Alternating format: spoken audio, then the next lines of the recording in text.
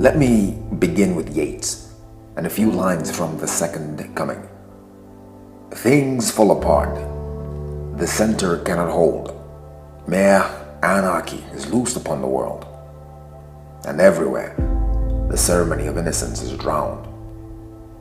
This is today the collective feeling of a group we call the Millennials.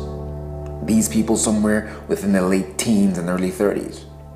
That's the feeling. Things fall apart. Innocence is drowned. Frustration reigns supreme, and all around the specters of depression and suicide are not only threats, they are realities being experienced at epidemic levels. The frontman for the band Linkin Park, Chester Bennington, has died due to an apparent suicide. The sixth grader committed suicide last week. The actor and comedian died of an apparent suicide. This is what happens when great potential and overwhelming nurturing arrive on the scene only to discover disillusion, the trap, the inescapable dead end. So many gadgets but no tools, a bunch of connections but no friends, a ton of progress but no growth, a world of promise but no results. It's confusing, and the feeling shows up as frustration. It plays out as anger, it borders on guilt, flirts with shame. And the whole bloody thing is wrapped up in a very real and taunting insecurity. Millennials are the people looking for revolutions to lead. They're the ones who came to break things. They're clever and selectively impatient. They swear no allegiance to the norms. To them, tradition is convenient but not necessary. Authority is suspect, and the only thing they really believe in is change. Momentum and movement are their gospels. Ideas and possibilities are their prophets. And their holy grail is the pursuit of relevance. Just on time isn't good enough for millennials. They want it right now. All of it. All the love, all the glory, all the meaning, all the impact. They want it now, right now. They don't want easy, but they want it now. They'll work for it, but they want it now. So they're criticized for not being team players. And they reply, "What team? We don't recognize a team." They're criticized for their lack of humility. And they reply, "Be humble? For what? We don't respect the same thing." They're criticized because their rhetoric doesn't match their experience. And they reply, "So what?" And yet they feel the truth of these verdicts. The experience isn't there. And their insecurity shows it. But when students cannot find teachers, they make it up as they go. Because what's driving millennials is the fear that they'll wake up one day to the grim realization that for them, life is to be lived somewhere within the painfully safe and narrow margins of okay and good enough. That amazing is out of reach, and that life is nothing more than a constant quarrel with the world. To be a millennial is to be, in a way, privileged.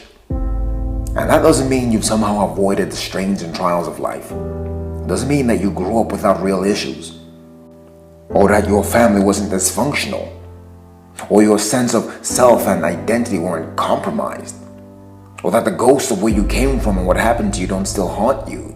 Being privileged means that millennials are living in an era of dreams. They're living in the middle of a dream. A reality the world could only dream about just 30 years ago.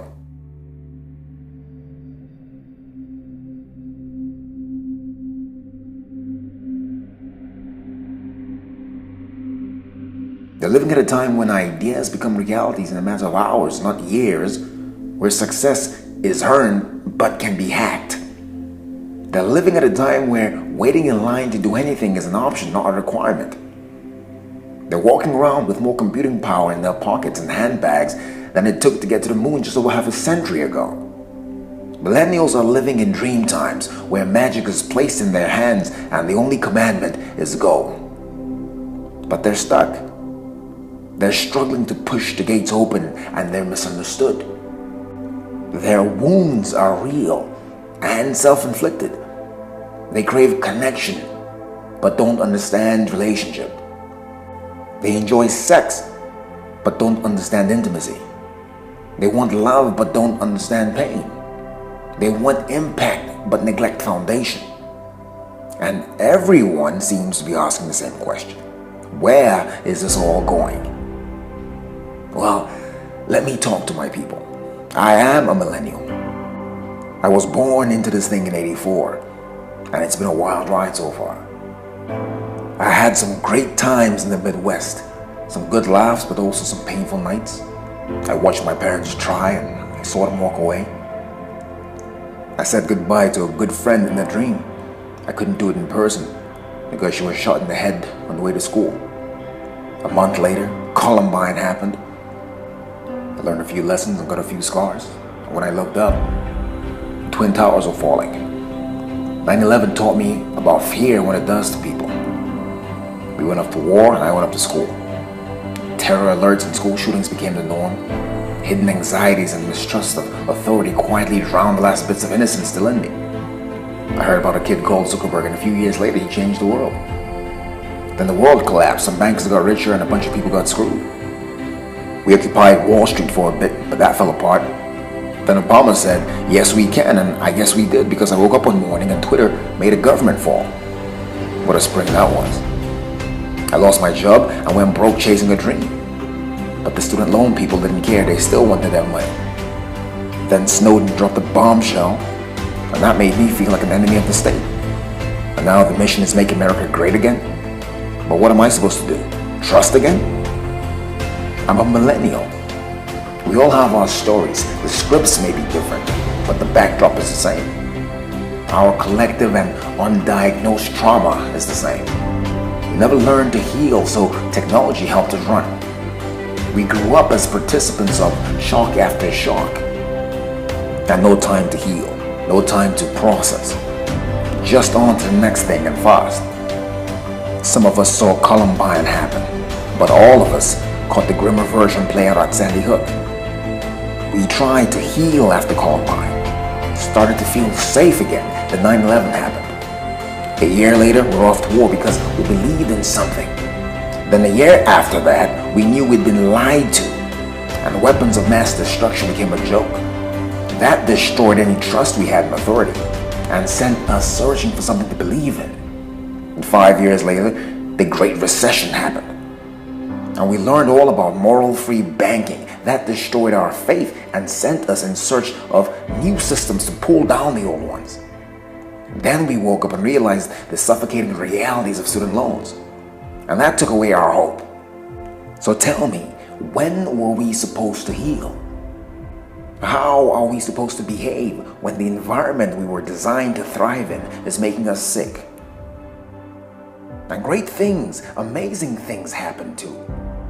And they happened fast, and the impact was immediate, and the relevance was deep. We were there.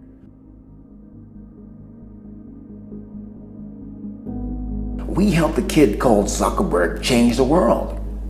We were there. We lined up to help a visionary reimagine life with a tool called a smartphone. We were there. We watched it all as America did the impossible and elected a black man as president. We saw magic happen. We saw it happen fast. We identified with it. We had the tools to do it, but we're just a little too sick. We're just a little too jaded. We're a little too desperate. But can you blame us? We're looking for balance and relevance on what sometimes feels like a crashing wave. And sometimes that wave does crash. And there you are, feeling like you're drowning, running out of time. How dare you not understand why I need it now, all of it. All the love, all the relevance, all the impact. I want it now. How dare you not understand that I'm running out of time? I'm talking about a feeling.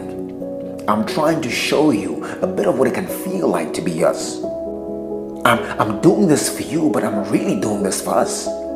You see, I'm not afraid to look in the mirror and point the finger at us. We're to blame too. We have our stories, we have our frustrations, we have our damage, but we don't have an agenda. I'm not sure there's been a generation like ours before, for many reasons, and for the clear and simple reasons that millennials don't have an agenda. We don't. Everything is not an answer. We don't have specifics. That's how we let the whole Occupy thing get away from us. That's why politicians don't really take us seriously. It's the reason advertisers spend billions selling us on crap. It's the reason our technology is making better use of us than we are of it. It's the reason bankers get away with billions and corporations get away with murder. We don't have a collective agenda, so we're the willing guinea pigs of bad morals and even worse ideals. We're the misused and abused targets of other people's agendas. I'm not pointing fingers. This is on us. What do we want? Where there's no agenda, there's no vision. Where there's no vision, there's no mission. And where there's no mission, there's no purpose. There's no relevance. And there's no peace. Agendas are powerful things. They speak to vision.